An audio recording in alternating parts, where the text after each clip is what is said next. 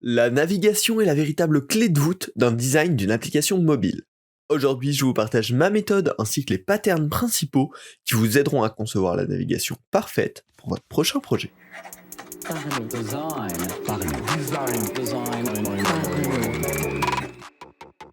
La saison 6 de Parlons Design est sponsorisée par la KakatoS Academy, la nouvelle façon de se former au design.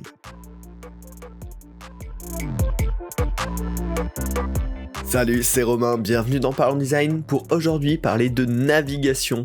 La navigation, c'est clairement le premier élément de l'expérience utilisateur, c'est celui qu'il ne faut surtout pas rater et qui peut complètement biaiser derrière l'expérience d'un utilisateur. La navigation, finalement, ça représente le modèle mental que l'utilisateur va apprendre pour utiliser votre service. Ça va être la façon dont il va percevoir aussi votre produit, quelles sont ses grandes features principales, quel est son fonctionnement. Et le but, bien sûr, quand on design cette navigation, c'est de faciliter l'apprentissage avec, bien évidemment, des patterns connus, mais aussi un modèle bien pensé. Plus il aura été cohérent et pensé avec les utilisateurs, plus forcément, il devrait être simple à aborder pour l'utilisateur et simple à vivre au quotidien.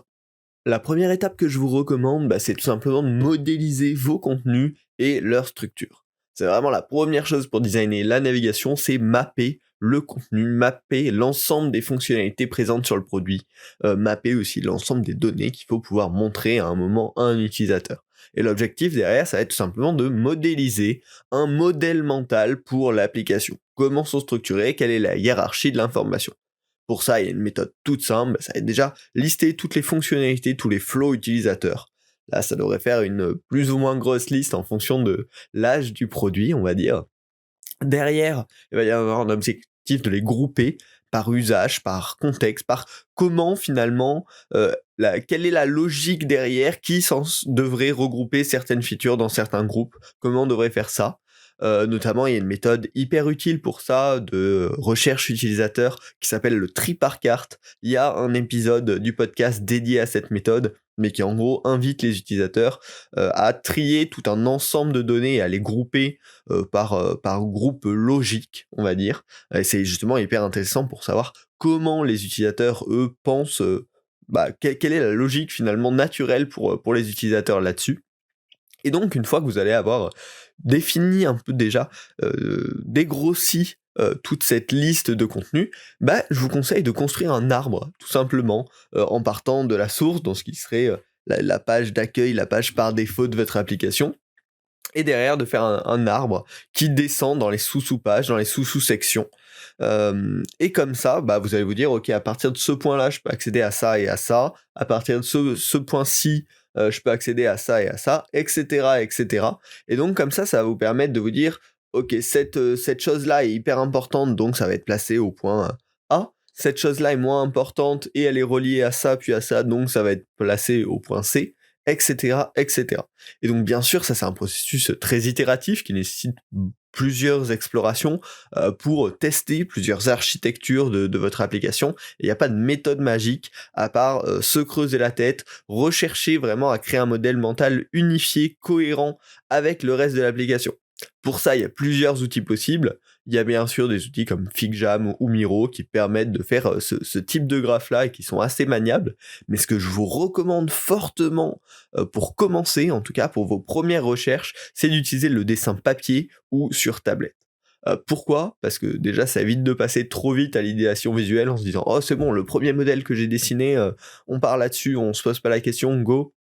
On switch d'onglet sur FigJam, on passe à Figma.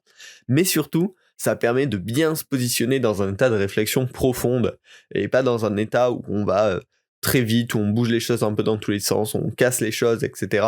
L'avantage d'un dessin papier ou sur tablette, c'est qu'on va avoir tendance à garder l'historique, à copier des choses, à les redéplacer, à les recommencer, et à avoir ce travail très manuel qui nous pousse dans un état de réflexion, en tout cas pour ma part, bien plus profond, bien plus concentré, bien plus focus. Donc je vous recommande complètement, en tout cas pour les premières étapes, de passer là-dessus, déjà pour noter l'ensemble des features, pour créer vos premiers arbres, pour créer vos premiers groupes.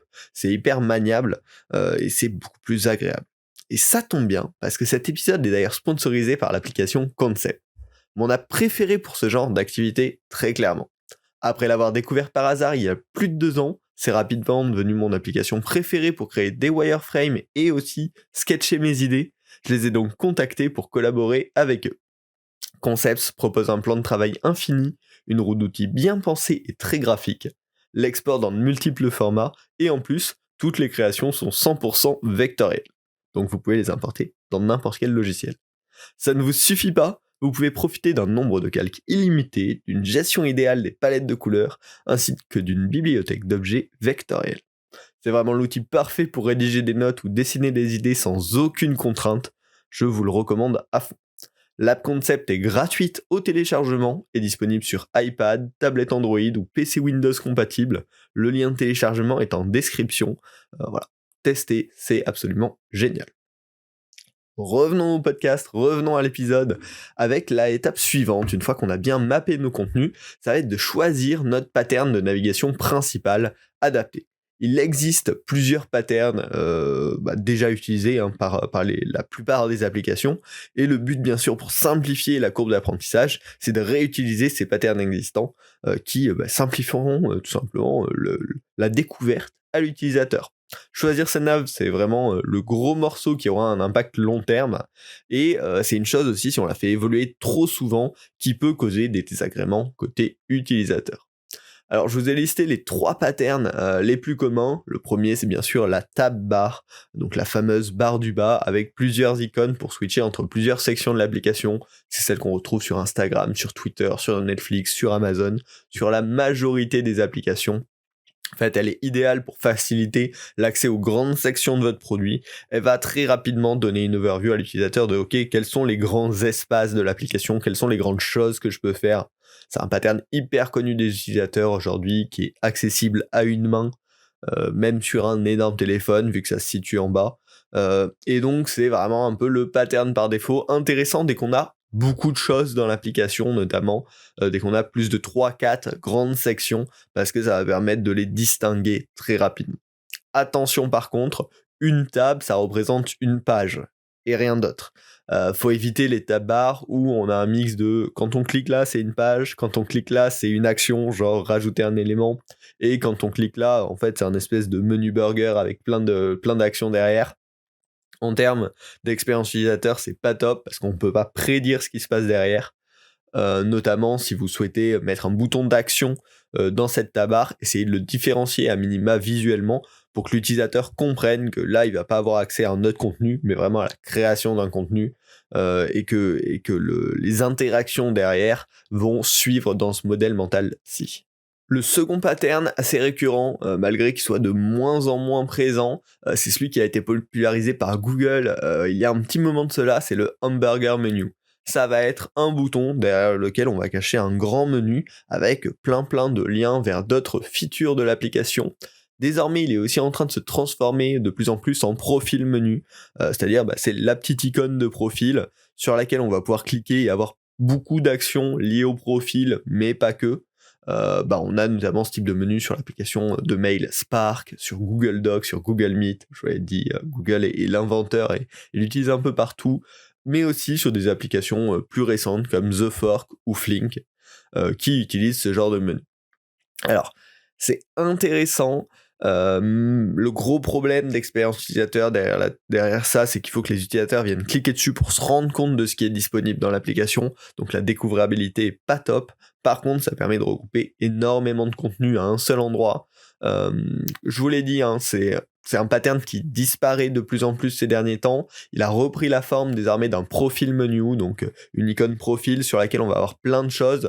Je la trouve intéressante de ce point de vue-là, où on peut se dire on a une application avec une fonctionnalité principale, donc on veut pas de tab bar qui va mettre en avant plusieurs fonctionnalités à la fois. On veut garder une application simple, focus sur l'action principale, et dans le profil, on va mettre tout plein d'actions plus secondaires liées à l'utilisateur globalement, et donc dans ce cadre-là, c'est un petit peu plus intéressant, mais voilà. C'est un très bon pattern si on veut garder une seule action principale qui est la page d'accueil. Par contre, si on a plusieurs features principales, ça va pas vraiment correspondre. Et enfin, le dernier pattern un petit peu récurrent, c'est les bottom panels. C'est les panneaux qui sont en bas de l'application qu'on va pouvoir glisser, ouvrir. On le retrouve notamment sur Google Maps, sur Apple Plan, sur l'application Bourse d'Apple également. C'est un pattern moins courant, mais très puissant en fait pour concilier deux features principales. En général, ce qui va se passer, c'est qu'en fond, on a la fonctionnalité clé, donc pour Google Maps ou Apple Plan, la map tout simplement. Et sur un niveau 2, on va avoir la deuxième fonctionnalité qui est accessible depuis un panneau glissant depuis le bas, donc un panneau glissant qu'on voit déborder, qui est accessible au bas de l'écran et qu'on va pouvoir ouvrir ou refermer pour avoir d'autres informations. Donc je trouve que ça s'adapte très très bien à une application biface, où vraiment on a un contenu principal, en général différent d'un contenu normal, donc ça va être une map, une vidéo, du suivi de la bourse, voilà, c'est hyper adapté pour ça, et qu'on veut donner accès à une feature secondaire, la deuxième fonctionnalité de l'application, donc ça marche très bien, c'est un pattern un petit peu plus rare, mais qui fonctionne extrêmement bien, voilà, sur des petites applications à deux fonctionnalités globalement, enfin à deux fonctionnalités principales un petit peu différentes. Ne nous attardons pas là-dessus, et le dernier pattern, c'est les patterns un petit peu sur mesure qu'on peut retrouver notamment sur les applications de calendrier ou tout le temps sur les applications d'appareils photo. Certains contextes ou usages requièrent une navigation sur mesure, tout simplement, et donc faut pouvoir le reconnaître, prendre ce chemin bien évidemment uniquement si c'est nécessaire. Voilà. C'est un petit peu l'overview des patterns de navigation principales disponibles. L'idéal, c'est de trouver la solution la plus adaptée par rapport à sa map, et bien sûr de venir la noter sur sa map. On n'a fait qu'une petite partie du boulot, car désormais, il va falloir concevoir sa navigation dans le contenu. Normalement, là, vous avez tout votre arbre de navigation. Maintenant, on a notre navigation principale, mais derrière, comment vont fonctionner les différents écrans ? Là, pareil, la navigation dans le contenu est d'autant plus importante, car c'est elle qui aidera l'utilisateur tout simplement à naviguer et à se sentir à l'aise dans le produit. Va falloir décider pour chaque lien d'une page à l'autre, quelle va être la transition, quel est le pattern qu'on va utiliser. Pareil, ici, les utilisateurs sont habitués à certains patterns, et donc on va devoir identifier le pattern approprié sur chaque lien pour compléter notre mapping et avoir une navigation complète. Voilà. D'un clic à l'autre, il existe plusieurs patterns, et pareil, encore une fois, je vous ai listé les trois principaux. Le premier, c'est ce qu'on appelle le pushed screen. C'est un écran qui en général vient de la droite, et duquel on peut repartir en arrière via une flèche retour disponible souvent en haut à gauche. Ça, c'est parfait quand on descend dans la hiérarchie et qu'il peut y avoir plusieurs niveaux de hiérarchie derrière.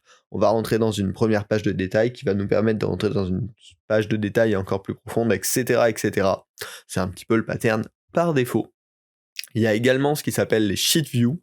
C'est un écran qui va s'ouvrir depuis le bas au-dessus du contexte actuel. Ça, c'est parfait pour séparer du contexte de l'écran passé et ouvrir un nouvel espace, un nouveau contexte de navigation. Voilà, c'est deux types de transitions différentes qui sont importantes et qui ne représentent pas la même chose. Un push screen, c'est quand on va descendre dans la hiérarchie, et une sheet view, c'est quand on va sortir un nouveau contexte d'usage finalement. Et bien évidemment, il y a les fameuses modales, les fenêtres qui s'affichent au-dessus du reste, en laissant souvent apparaître le reste. Là, ça va être pratique pour afficher un contenu qu'on peut quitter rapidement, ou en gardant en vue d'autres informations. Il y a plusieurs positions possibles. Elle peut être centrale, un peu comme une pop-up. Elle peut venir du côté, sur le côté. Ou elle peut venir du bas de l'écran, comme une espèce de feuille accessible en bas de l'écran, hyper utile, pratique à un doigt. Voilà. Ces trois patterns principaux existent, il en existe d'autres plus rares selon les contextes, mais globalement ce que je vous conseille, c'est sur votre petit mapping d'annoter quel type de transition, quel type d'écran, de pattern de navigation vous allez utiliser à chaque fois, parce que c'est hyper important que ce soit très consistant, et ça va vous permettre aussi de mieux classer les différentes fonctionnalités de votre application. Voilà. Une fois que tout ça est fait, vous avez un mapping complet, prêt à être designé visuellement, tout en correspondant à un modèle mental bien cohérent, bien établi pour de bonnes raisons. Pas juste parce que là on se dit on va faire venir l'écran de la droite ou venir l'écran du bas, mais bien parce qu'on sait pourquoi ça correspond à ce contexte-là, et du coup avoir un modèle mental parfait derrière. Penser sa navigation en amont, pour moi, c'est vraiment le secret pour avoir une expérience cohérente. C'est vraiment ce que je fais sur tout nouveau projet, et même ce que j'essaye de faire sur des projets passés. Ce que je vous recommande également, c'est de ne pas hésiter à garder une map globale du produit. C'est-à-dire là, vous avez fait votre première map. Au fur et à mesure du temps, ça va évoluer, de nouvelles fonctionnalités vont s'ajouter, des réorganisations vont être faites. C'est hyper pratique de garder justement cette carte du produit. Ça permet de bien se repérer, de s'assurer aussi que ce modèle mental est bien suivi et pas trituré dans tous les sens à chaque mise à jour. Donc c'est une pratique que je vous recommande absolument. Si le podcast vous a plu, n'hésitez pas à vous abonner. Et si c'est déjà fait, à le noter en laissant un petit 5 étoiles sur Spotify, sur Apple Podcast ou sur votre plateforme de podcast préférée.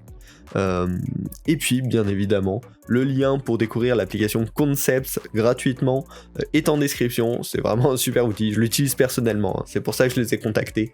Donc je ne peux que vous le recommander. On se retrouve la semaine prochaine pour un nouvel épisode. Salut!